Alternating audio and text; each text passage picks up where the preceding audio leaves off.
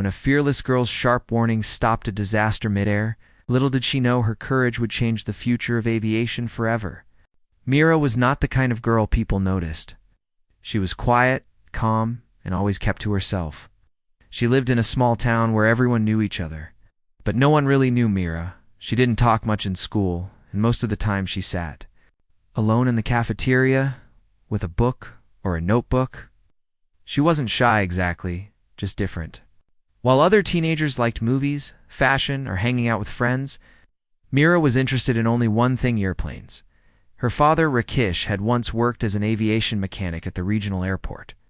After retiring, he had started doing small repairs in their backyard shed.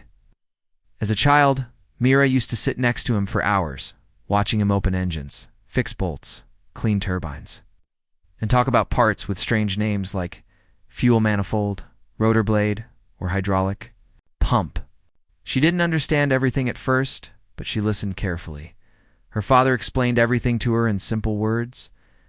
Over time, her ears learned to recognize the sounds of engines, and her eyes could spot the smallest changes in design. Without realizing it, Mira had become an expert. The airport was just a 10-minute walk from their house. It wasn't a big international airport, just a small regional one. It had a few daily flights and some private jets that landed from time to time. There was a small viewing area near the fence where people could stand and watch planes take off. For most people, it was boring. But for Mira, it was magic. She often went there in the evenings, sometimes with a notebook in her hand, sketching airplanes or noting the sounds they made as they started their engines. One Thursday afternoon, Mira was sitting alone near the fence, a little away from the other visitors. Her notebook was open in her lap, and she had just finished sketching the outline of a sleek white jet that had landed earlier. Something about the plane looked different. It wasn't one of the regular ones. It was a private jet with a golden logo on its tail.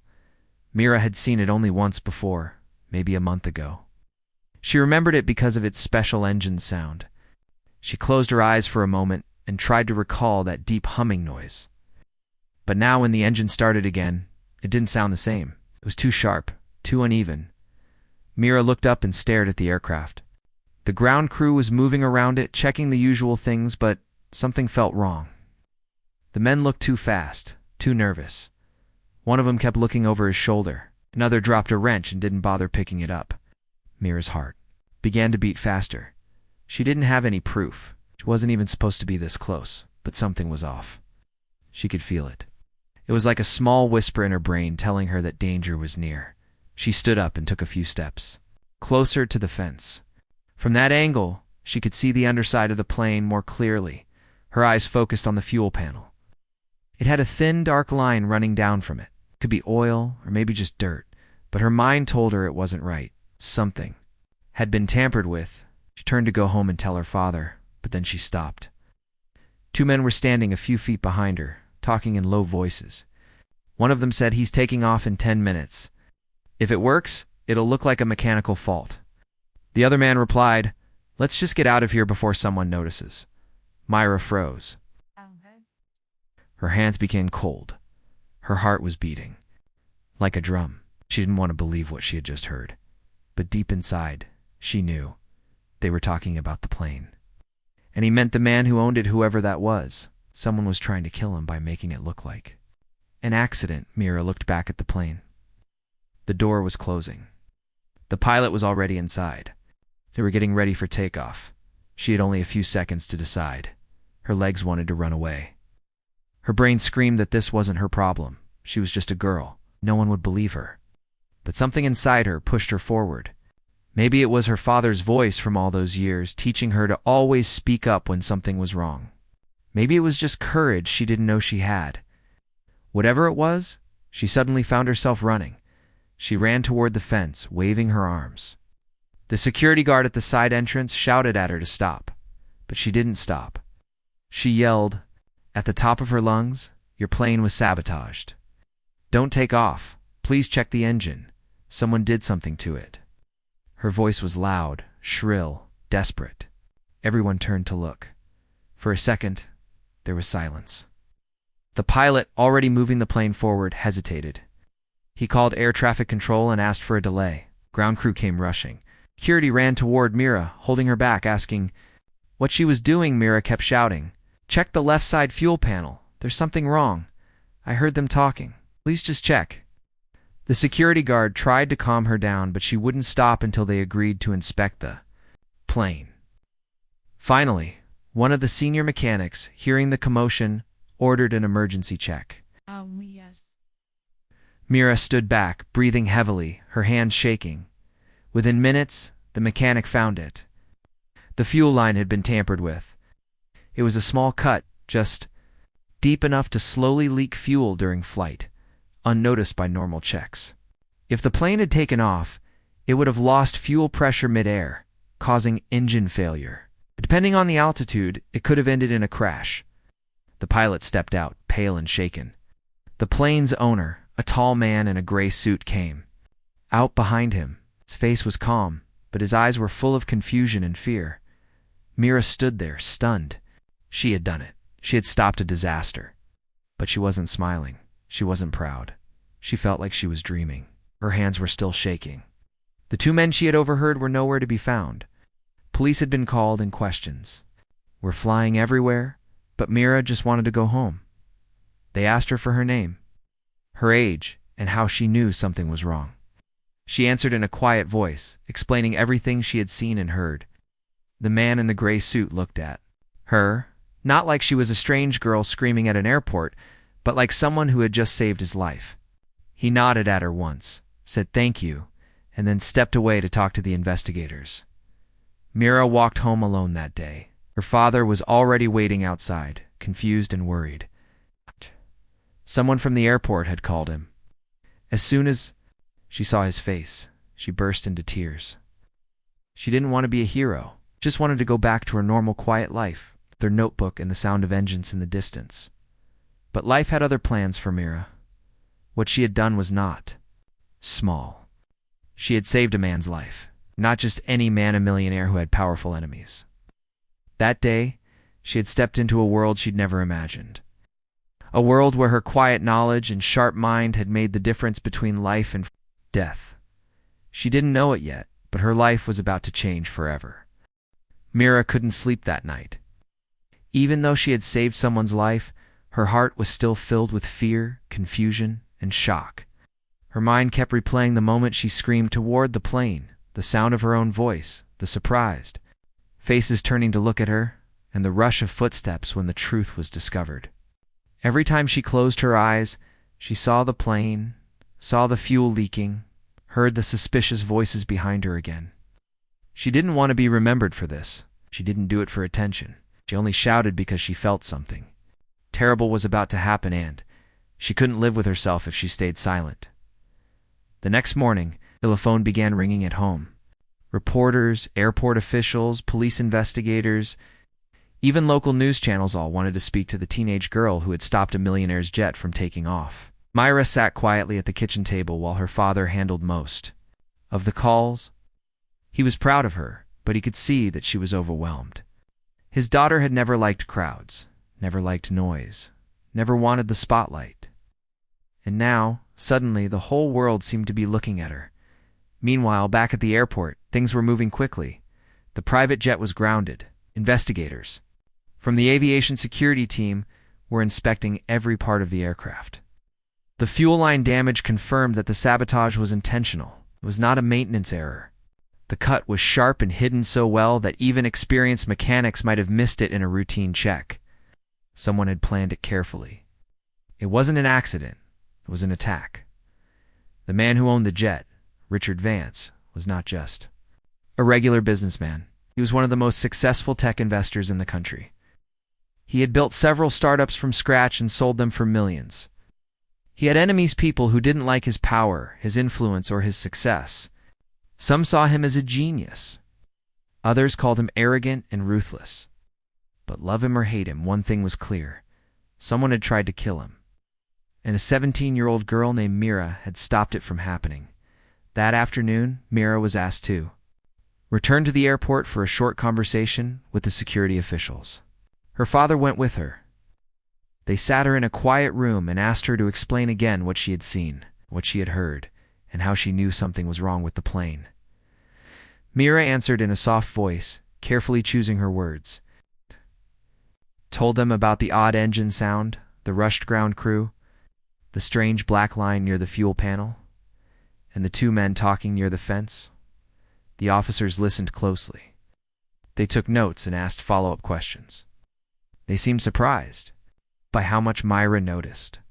Most people wouldn't even recognize the sound of a jet engine starting, but Myra had noticed the change in pitch. She had picked up small details that trained security guards had missed. One of the investigators looked at her with a thoughtful expression and said, "You're very observant for someone your age." She simply nodded, not knowing what to say. She didn't feel special. She just felt alert. That's how she had always been. She'd watched more than she spoke. She'd noticed more than she shared. Her mind worked quietly, but it never stopped working. Later, when they returned home, they found a small group of journalists waiting outside. Cameras pointed toward her. Microphones were pushed forward. Questions were shouted. How did you know the plane was sabotaged? What did the men say to each other? Do you consider yourself a hero? Mira stood frozen. Her father gently stepped in front of her and told them to leave. He politely explained that his daughter was not ready to speak to the media. They had no publicist, no lawyer, and no idea how to deal with this sudden storm of attention. For the next 2 days, Myra stayed indoors. Her phone buzzed constantly.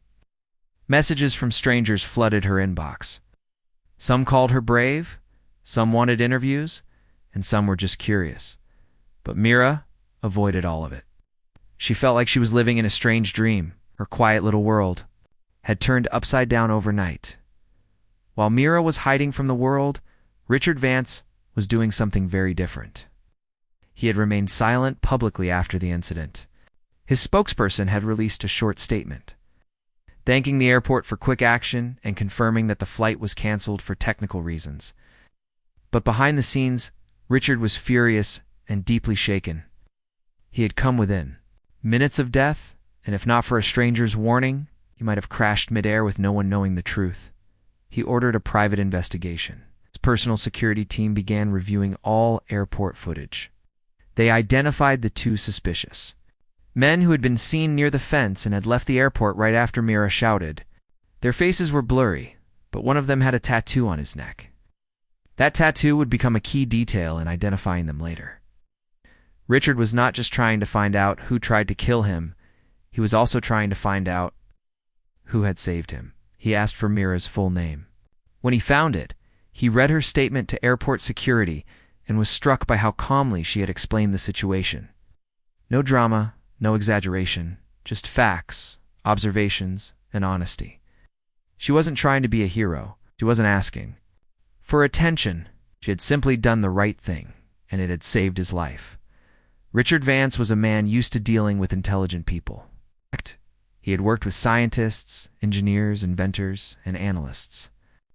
But Mira's instincts impressed him more than any polished resume ever had. She had no formal training, no college degree, no job experience, and yet, in the most critical moment, she had seen the truth before anyone else. He decided he had.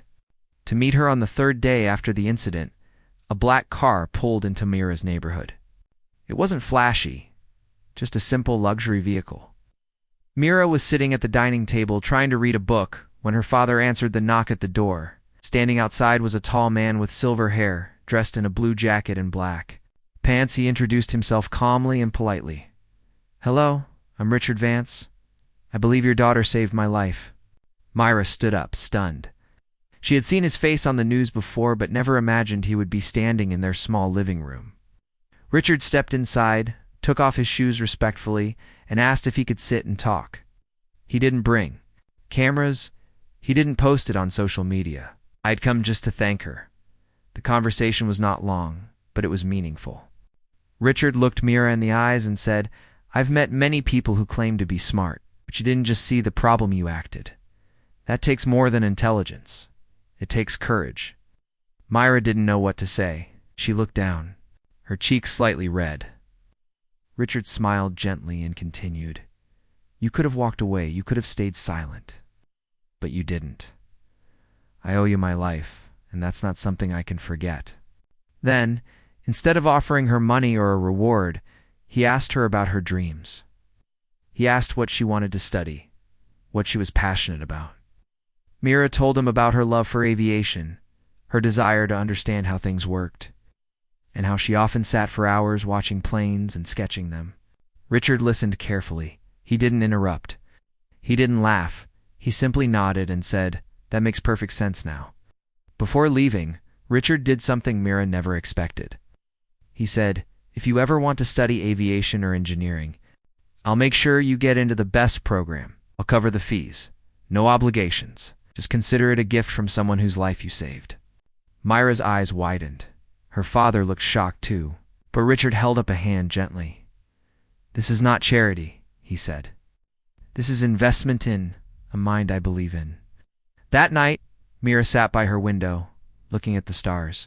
Her world Had changed so quickly, and yet she still felt like the same quiet girl who loved engines and airplanes. The difference now was that someone else had noticed, someone powerful, someone who didn't just see her as a strange girl shouting by a fence, but as someone whose voice mattered.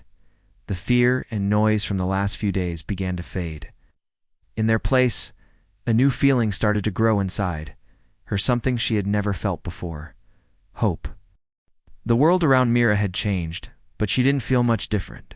She was still the same quiet girl who loved the sound of airplane engines, still the same girl who liked to sit alone with her notebook and sketch mechanical parts. But now, something was following her everywhere: attention.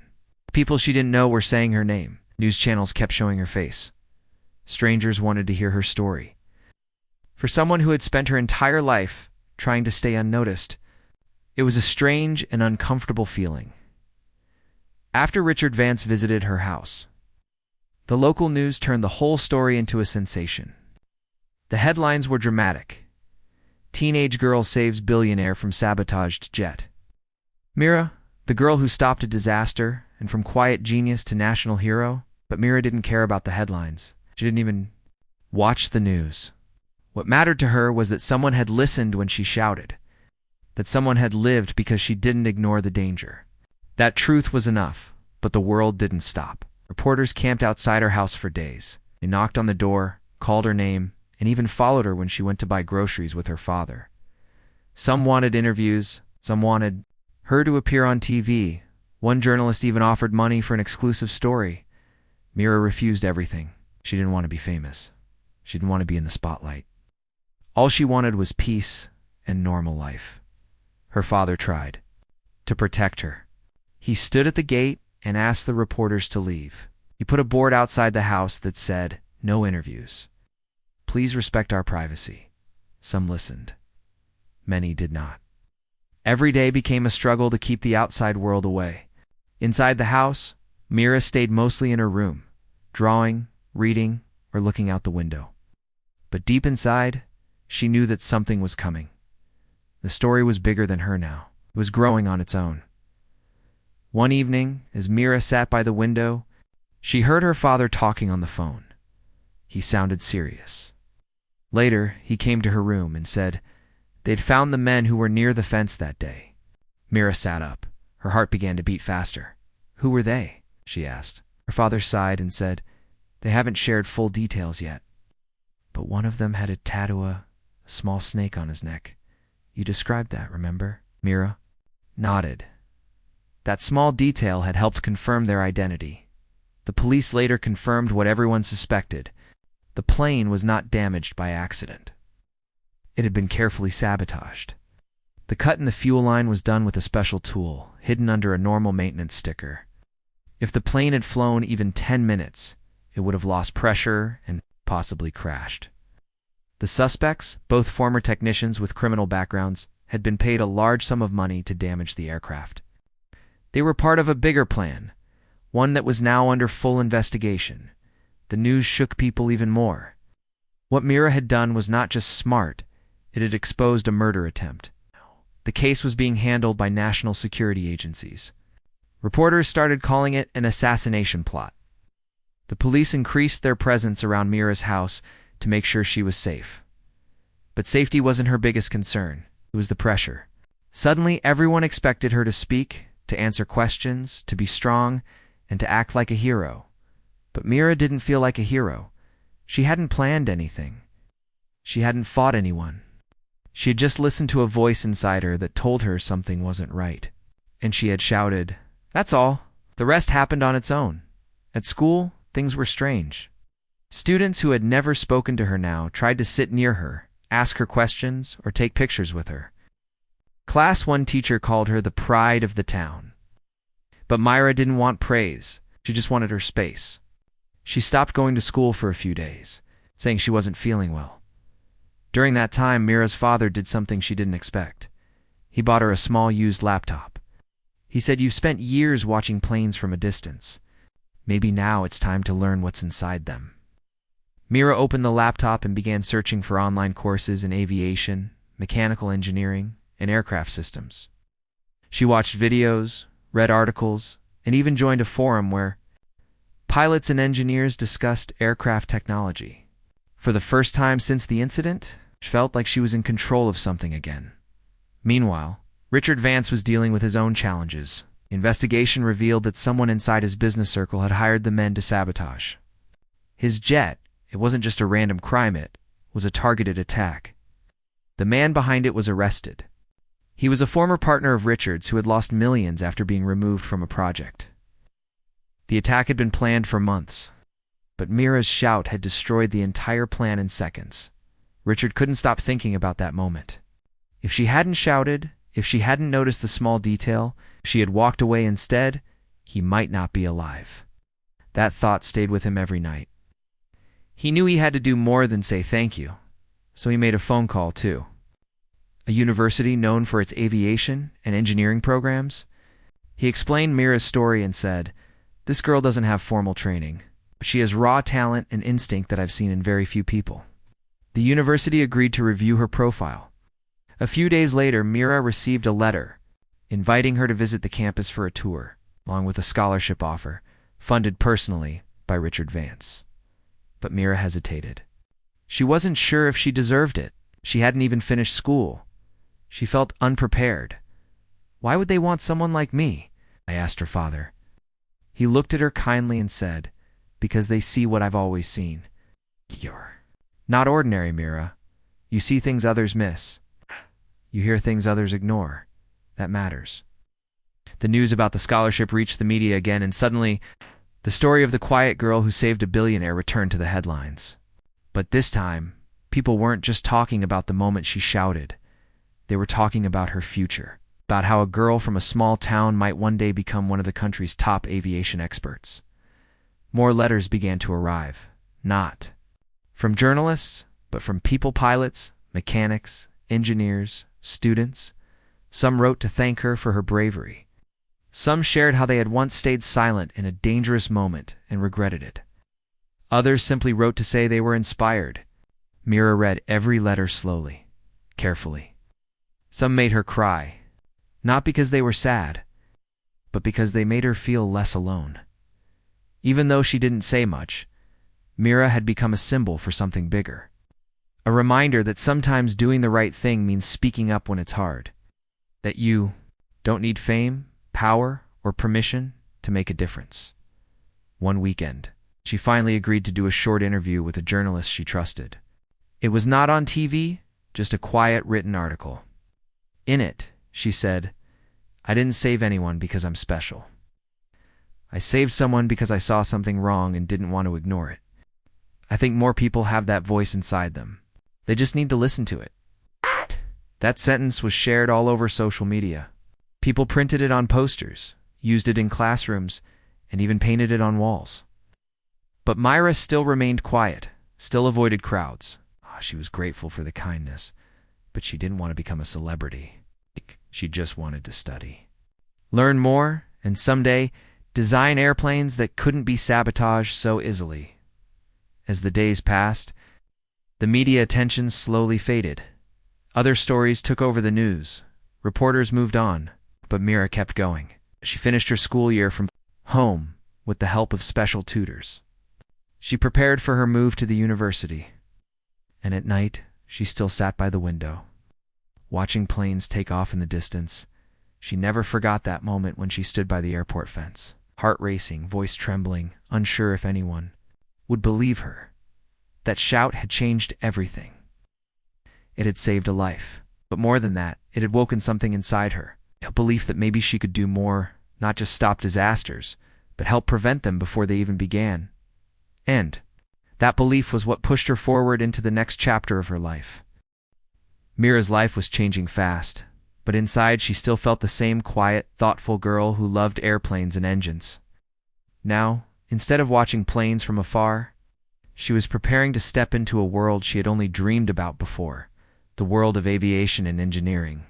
When the letter arrived from the university inviting her to visit the campus, she felt a mixture of excitement and nervousness.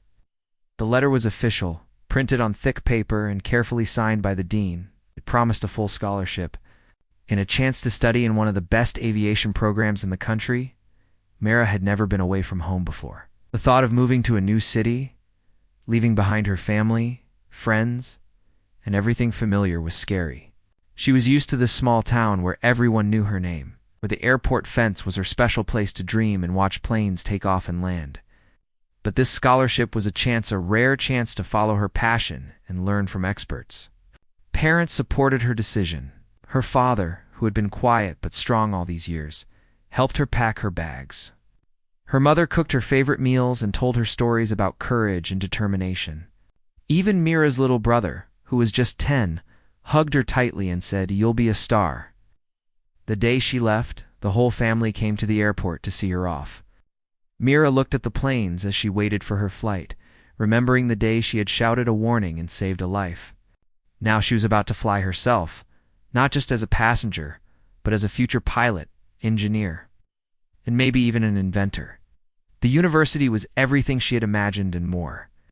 Tall buildings filled with classrooms and workshops, students from all over the country walking quickly across the campus, airplanes parked on the runway waiting for their turn to take flight. Mira felt a little lost at first, overwhelmed by the noise and the crowds, but she was determined to succeed. She remembered Richard Vance's words, "You're not ordinary, Mira. You see things others miss." Her first classes were about basic engineering, physics, and aerodynamics. Some of the concepts were hard to understand at first. The textbooks were thick and full of complicated formulas, but Mira loved it. She spent hours in the library reading everything she could find about airplanes, engines, and flight safety. She asked questions in class and stayed after lectures to talk to her professors. They were impressed by her curiosity and her attention to detail. Soon, Mira joined a special project team working on aircraft safety. The project's goal was to develop new technology to detect sabotage or damage before a plane even left the ground. It was exactly what Mira had experienced, and she felt proud to be part of a team trying to solve such a critical problem. Every day she learned more about sensors, computer systems, and mechanical parts. She practiced working with tools and equipment she had only seen in pictures before. Despite her busy schedule, Mira never forgot where she came from. She wrote letters to her family every week, sharing stories about her classes and new friends. She even sent pictures of the campus and airplanes she got to see up close. Her parents put these letters on the refrigerator, proud of their daughters. Progress, but life at the university was not always easy. Mira had to adjust to living alone, managing her time and handling the pressure of difficult courses. Some students doubted her at first because she didn't have the usual background or experience. A few were jealous of the scholarship she received because of her sudden fame. But Mira didn't let that stop her. She worked harder, stayed focused, and proved herself through her dedication. One of the most exciting moments came when Mira got the chance to visit the airport's control tower. She was allowed to watch the air traffic controllers as they guided planes safely through takeoff and landing. She listened to their radios, heard the pilots' voices, and saw how important every small decision was. It made her realize how complex and fragile the world of aviation really was. As the months passed, Mira began to feel confident. She presented her ideas in class, joined aviation clubs, even started volunteering for a local flying school, helping new students learn about airplane safety. Her teachers praised her work, and her classmates started to see her as a leader. Meanwhile, Richard Vance stayed in touch. He sent emails asking how she was doing, invited her to company events, and sometimes gave her advice about balancing studies with real-life challenges. One day he even invited her to visit his office in the city. Mira was nervous, but excited. Meeting him again reminded her of that day by the airport fence, when everything had changed. At his office, Richard showed her some of the latest aviation technology his company was developing. He talked about future plans to build safer airplanes. With advanced sensors and AI systems that could detect problems instantly, Mira shared her own ideas and asked questions. Richard listened carefully and encouraged her to think big. "You're going to change this industry, Mira," he said with a smile. Back at the university, Mira's project team made an important breakthrough. They developed a prototype sensor that could detect small leaks or damage in fuel lines within seconds. It was tested successfully on different aircraft models and received praise from aviation experts. Mira felt proud to be part of something that could save lives in the future. But it wasn't all science and machines. Mira also learned about the human side of aviation, the responsibility, the teamwork, and the courage needed to keep passengers safe. She attended talks by pilots who shared stories of emergencies they had faced and how they stayed calm under pressure. She understood that technology was important, but so was trust and communication between people, as she prepared for her final exams. Mira reflected on how far she had come. From the girl who once stood by the airport fence shouting a warning to the student working on real solutions to aviation safety, her journey had been incredible. She still remembered the fear she felt that day and the power of one small voice. One evening, while studying in her dorm room, Mira received an unexpected email. It was from a famous aviation magazine, inviting her to write an article about her experience and her work on the safety project. At first, she hesitated. Writing about herself was uncomfortable. But then she thought about the people who had encouraged her, the students who looked up to her, and the message she wanted to share. She accepted the invitation and spent the next week writing carefully. In the article, Mira talked about the importance of listening to your instincts, speaking up when something feels wrong, and using knowledge to protect others. The article was published widely and inspired many young people to consider careers in aviation and engineering. The recognition brought new opportunities. Mira was invited to speak at conferences, participate in workshops, and join committees focused on flight safety. She met professionals from around the world, exchanged ideas, and built a network that would help her in the future. Through it all, Mira stayed humble. She remembered the simple truth that had started it. All that sometimes the most important thing you can do is raise your voice, even when it's scary. Years later, Mira graduated with honors. She had earned a degree in aerospace engineering and had contributed to several projects aimed at making air travel safer. Her work caught the attention of major airlines and aircraft manufacturers. She was offered a position at a top aviation company where she continued developing innovative safety systems. Mira's story became an example of courage, intelligence, and determination. It showed how one person's voice could change the course of events, save lives, and inspire others to follow their dreams. Looking back, Mira often thought about that day by the airport fence. She realized that her decision to shout was not just a moment of bravery, but the beginning of a lifelong journey. A journey where she would keep learning, helping, and speaking up whenever it mattered. And so, Mira's life was no longer just about watching planes from a distance. It was about flying high, reaching new heights, and making the skies safer for everyone. After Mira graduated, her life took a new and exciting direction. She had spent years studying hard, learning about airplanes, safety systems, and engineering. Now the real work was about to begin. She joined one of the biggest aviation companies in the country, a place where ideas could turn into inventions, and where every project could help save lives. Mira's first days at the company were full of surprises. The office was huge, filled with people from different countries and backgrounds, all passionate about flight. Engineers, pilots, scientists, and designers worked side by side, sharing ideas and solving problems. Mira felt both nervous and proud. She was now part of a team that created real airplanes and designed systems that flew around the world every day.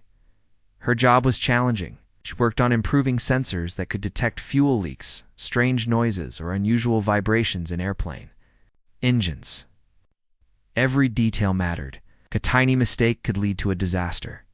Mira remembered her own experience, how close a catastrophe had come, and that kept her focused.